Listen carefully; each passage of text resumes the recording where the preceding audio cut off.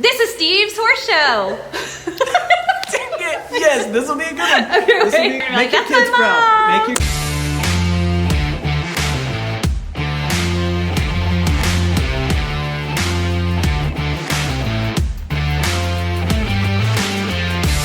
Today's episode, we wanted to change it up just a little bit. On today's episode, we are bringing you 3 different interviews from 3 different professionals in the horse industry. The first interview, we're going to talk to a veterinarian that does acupuncture, and she's going to show us exactly how she does acupuncture.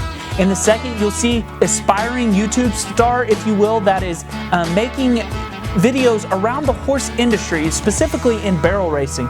And then finally, in the third interview, you'll see me get actually taught how to do floating a horse's teeth from another veterinarian who also does dental work. So join us for today's episode. In this first segment, I interviewed Dr. Maples with Great Plains Veterinary Services, and she does acupuncture. She's an acupuncture professional. At the end of the episode, I have a feeling that I get poked with a needle. I can promise you that. Hello everyone, and welcome to this episode of Steve's Horse Show. Today, I'm going to show you a little acupuncture. I'm not going to, she's going to. She's going to walk us through how to stab a horse, basically, nicely with needles. And she's going to walk us through the process. Take me through the process of, first off, why would you acupuncture a horse in general? Why would someone need to do this?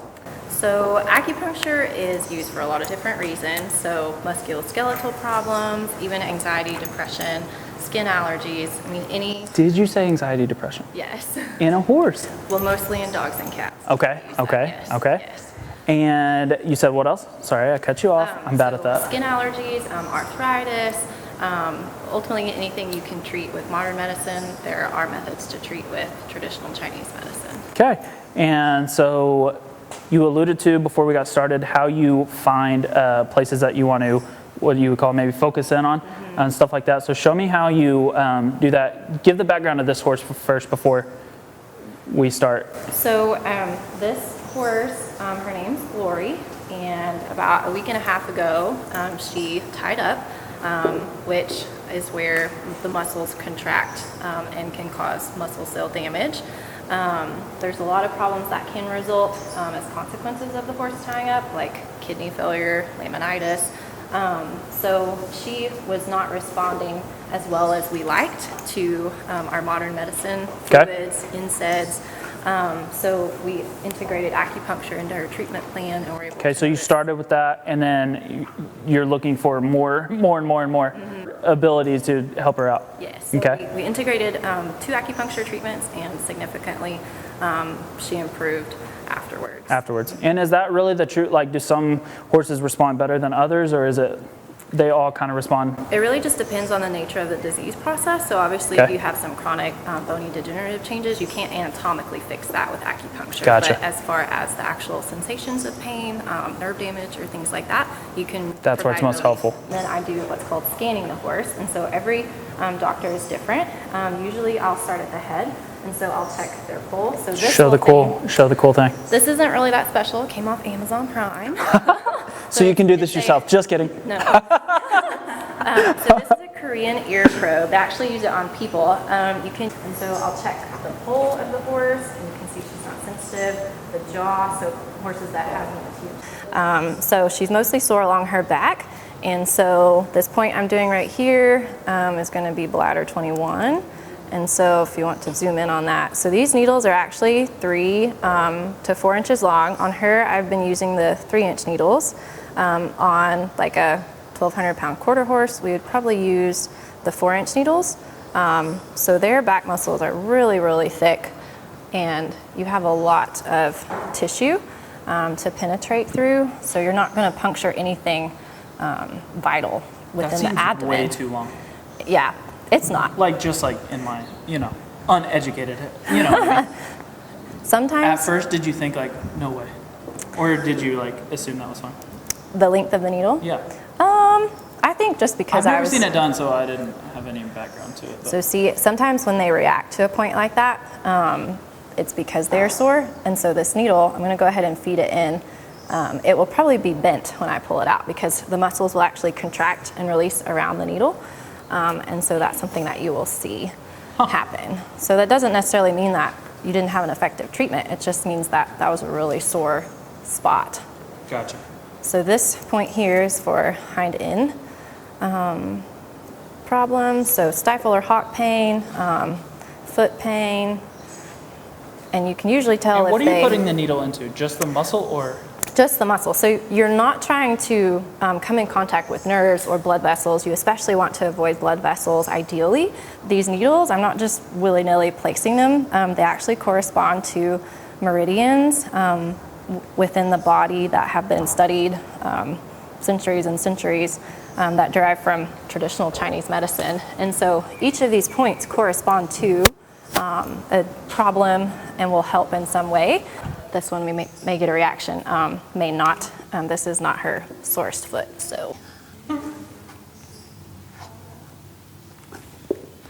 So you have to be really fast. So we're gonna let these sit for about 15 minutes and then we'll take them out and we'll rescan her and see if she's still responsive over her back like she was earlier. Man, I got a flash of like, we're on a cooking show and you're like, we're going to sit for about 15 minutes. Well, I stopped myself from saying we've already baked one an hour ago. I always count them before or when I'm done because I would have never thought about that. Yeah, that's why I counted them. So that's why I'm not poking your horse. She is. They can get lost, especially in dogs' hair. Ooh. So, ooh, that's sore. Yeah, this one's tight. This one's going to be bent a little bit. So look at that. And why does that happen? So as I was inserting it, she was contracting and relaxing her muscles, and so you'll get. Is that good, bad, and different? It just means it was a very sensitive point. So do you think she's sore over her back now? Gotcha. So that's what, like, the first time you did that, she was like... Yeah, she was like, oh, yeah. That is so uncomfortable. And so what we would expect from her today is she'll be put back up and she'll probably sleep most of the day and lay around a lot and then be really active the following day. So that's typically what you'll observe. Just so you can see what it feels like.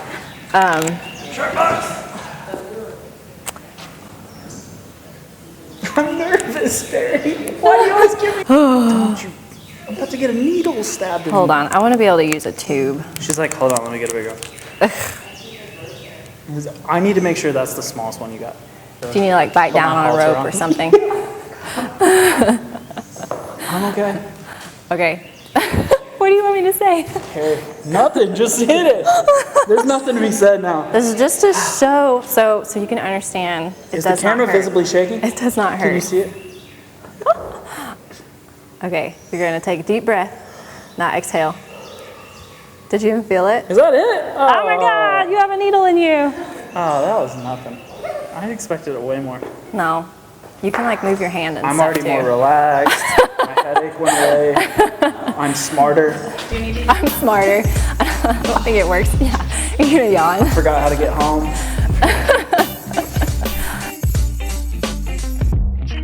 Hey guys, what's up? It's Bailey and welcome back to my channel. This is Steve. He is the owner of Cook's Feed and right now they are videoing us vlogging right now. We're videoing a video.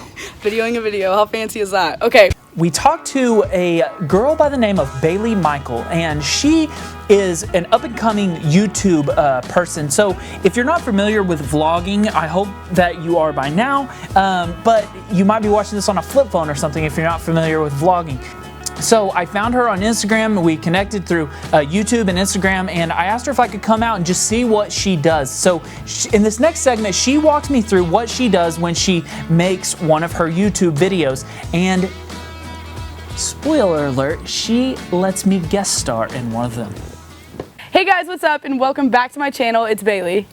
Dang. Okay, I'm gonna steal that. Yeah, definitely not. Today, we got Bailey Michael trying to change her name to Mikkel or Mikkel so that it sounds way more fancy. Today is a little bit of a different video. We're gonna talk about vlogging today. Vlogging on YouTube and building up a following, and this might blow some people's mind, but give me a little background about how you can build up a following and what you can do with that as a career. Well, from what I had to do my research to kind of work on it. Okay. Honestly, I did a lot of looking up on YouTube of how to build a following, and a lot of people make money alone just from showing other people how to do it. So yeah, it's kind of crazy. But I originally started just with Instagram and trying to build a following on Instagram, and once I kind of got my inspiration from Fallon Taylor. Fallon Taylor is a pro barrel racer. She's very famous on social media, but she is the 2014 NFR World Champion, and she is the 2018 AQHA World Champion in barrel racing. So she not only, is a very good rider, but she also basically documents everything. Everything. I kind of was like, oh, well, that would be kind of fun to do. And I actually just tried it one day randomly. Like, I had been telling myself, like, oh, you should do this, you should do this. And then I went to a race and I was like, what the heck, I'm gonna do it. And then it kind of stuck, and I actually really liked it. And people showed that they liked me. And I realized that I haven't seen a lot of people that also do what Fallon Taylor does. Yeah, she does a lot of vlogging and a lot of like tips with training, barrel racing, anything like that. So she can hit a higher audience because she has such a big following. So she gets more sales. Millions of people through social media where some guy that doesn't even have any videos or any social media presence is only going to see this number of people at a rodeo. Exactly. Even if they are like a famous rodeo, athlete. You can only see so many people. Exactly. Versus she has, God knows how many subscribers. Right. So she can, market herself to just as many more people. Right. Which is hopefully, eventually, that's what I'm working toward too. So you can build up a following, and then through that following, you can either sell your own stuff, and what else can you do?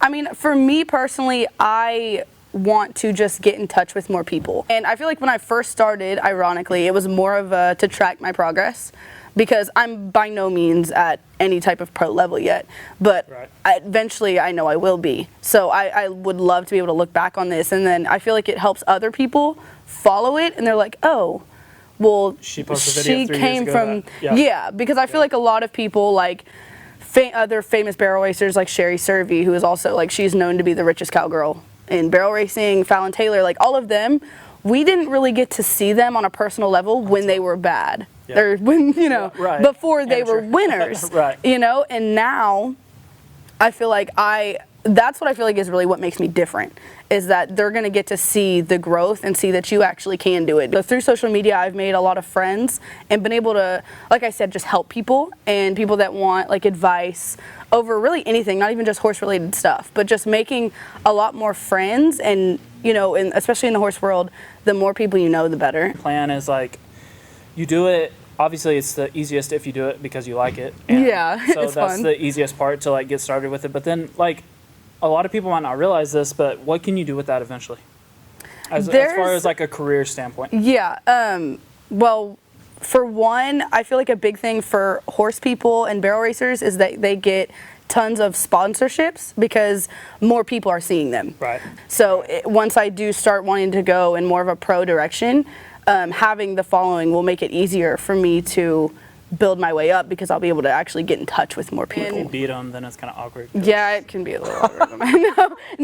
That's another thing, is that a lot of the time, like hey, good try. Anyways, want to be friends? Yeah, I mean, I'm better than you, but it's okay. No, that's not it at all. But I feel like just I really like I said, I feel like my main thing is I really like helping people. So show me what you do. Okay. What are you gonna make a video of? The chance to actually see where I move my horses to, and I kind of just left y'all hanging, so I feel like that wasn't very nice of me. So I'm gonna go ahead and show you guys around to what we are doing, and if we walk down this way, we're gonna have to like kind of walk backwards here.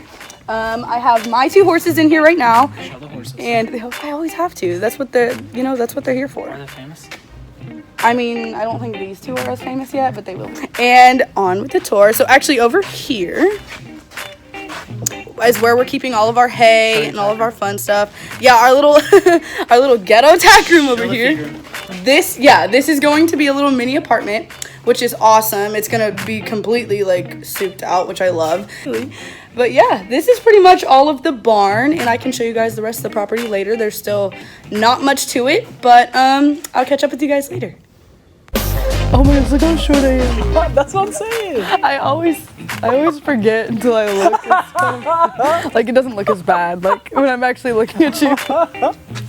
Okay, so go to Cook's feed for awesome hay. Yes, but I'll catch up with you guys later. So if you want to learn more, go to Bailey's channel and you can actually see her on YouTube or Instagram, and she'll have all of her videos there. You can watch her videos in full length. Go to her channel and like her page. On this next segment, you could actually probably call me Dr. Steve's Horse Show, because Dr. Ken let me not only see the ins and outs of floating a horse's teeth, but she actually let me do it. She gave me the gloves, she gave me a mask, she gave me a headlamp, the whole bit, and let me do everything on the teeth floating. Dr. Ken is so bright and bubbly, and she is also a veterinarian from the Edmond area, and she shows me how to float a horse's teeth and talks about the benefits of doing that. Okay, welcome to Steve's Horse Show. This is the best episode yet. Ever. I like it, and it's come a long way. Even though you hate the dentist. Yes, I don't let your dentist but do this. I know, I'm sorry, Dr. Hogg, you're amazing. I'm gonna tag him. I'm gonna figure it out and tag him. He is amazing. I just don't particularly love my mouth being worked on, but all of my patients are sedated for dentistry, which, you know, that's, So we need to that's talk a to him about benefit, that. yes. You could probably sedate yourself. I before you go. probably could, but I think you get in trouble for stuff like that. Cut. Yeah.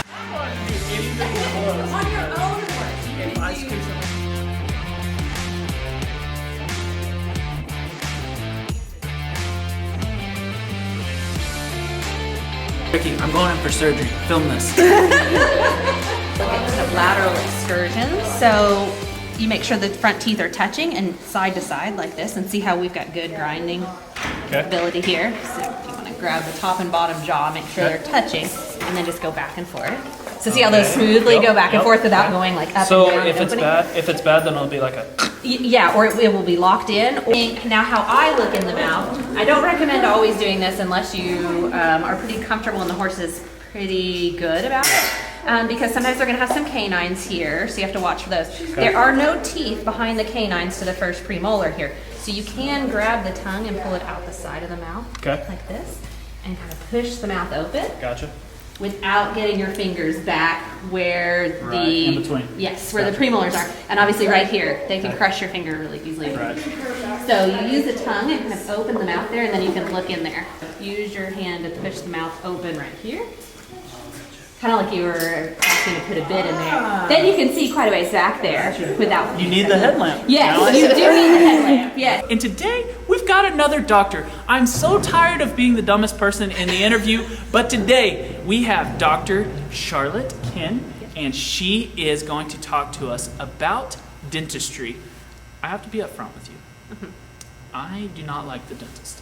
I don't particularly either. Cool. So we can get along. Yes. However, we're going to talk a little bit about, how does someone know, to call someone out to do dental work to their horse, and what is the progression that you use when you come out to someone's farm?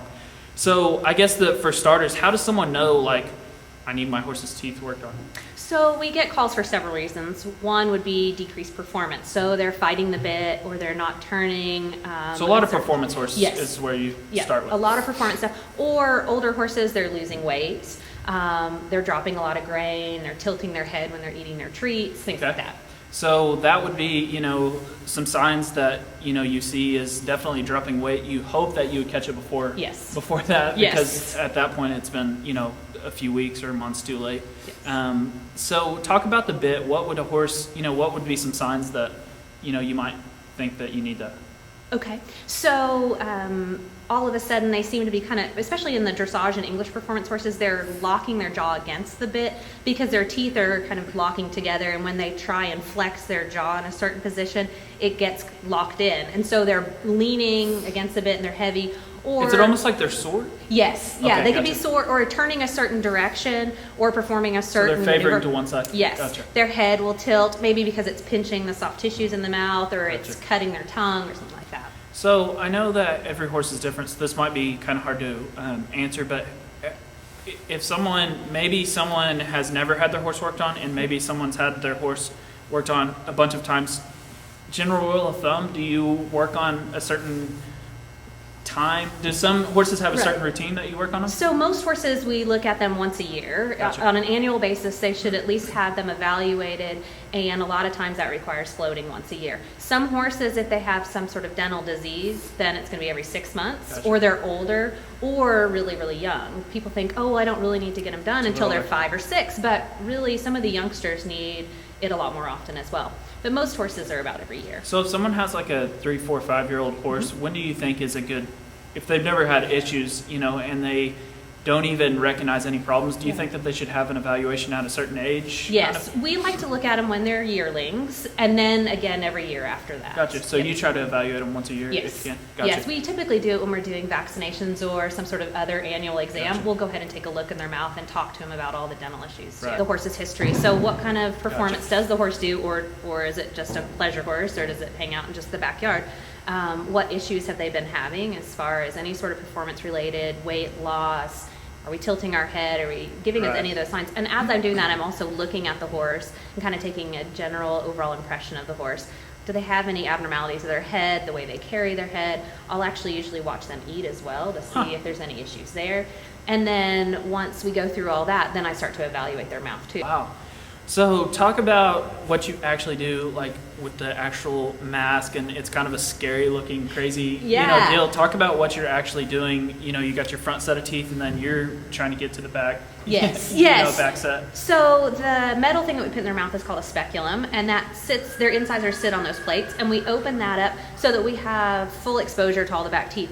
Because a big thing is being able to see them all. Right. If you just go in and feel, you may not find everything. So we use a combination of both seeing it and feeling. Right. So that works on the incisors to hold their jaw open without putting pressure on one specific tooth. Gotcha. So it kind of distributes it over all those teeth. We're able to open the jaw and they cannot snap it shut on us, so that's nice for Right. our hands. So from there, once we know what we want to take off and if there's any other abnormalities going on, then we will use the power float, which is a spinning carbide discs. Gotcha. And we go along those teeth very quickly. We don't hold it on there very long, and we remove those points. And we just remove them down to the level of the tooth or just a little bit above on the cheek surface and the tongue surface on the lowers.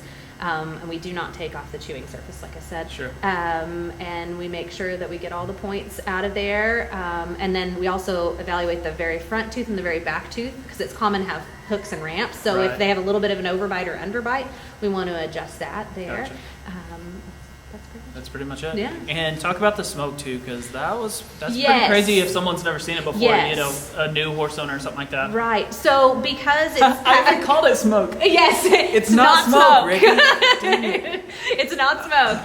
So when we're floating them, because it's spinning and it's a diamond carbide disc there, it pulverizes the points, and so it comes back out as a dust. That's a pretty extreme word. Pulverizes. Okay, maybe that sounds a little too She dramatic. got into that. Okay, so not Think of a pulverized. synonym for Pulverized. pulverized. It knocks- Grinds. Grinds It their teeth How about down. that? Okay. Little less extreme. So, okay, yes. So when we use the disc against the tooth, it grinds the point down and it actually turns it into a dust. And as they're breathing that out, that's what you'll see come out, especially on a cold day like today. You also see them breathing. Right. But we do not create smoke. We try not to create any heat at all in their mouth. We're very careful to only stay on there for a very short period of time. Gotcha. You've got 10, 11 seconds before you're heating that tooth up too much. So we're moving from tooth to tooth. We'll cool the disc off in between. We cool their teeth off. Oh, so that's why you're dipping yes. it back and forth. Yeah, okay, we clean gotcha. off all the material off of it, and then we're also cooling everything down. Because the worst thing you can do, well, two things. One is take off too much tooth and expose Right. sensitive tissue, or heat it up too much because you'll kill the tooth. Gotcha. Yeah. Oh, wow. Don't forget to start referring to me as Dr. Steve's Horse Show from now on. I hope you enjoyed that segment. That was one of the most popular interviews that I've ever done. Thank you so much for watching. I hope that you enjoyed this new format. I hope that not only was this educational for you, you actually learned something, but of course, as always, I hope that I entertained you. That is my #1 goal. Thank you so much for watching Steve's Horse Show.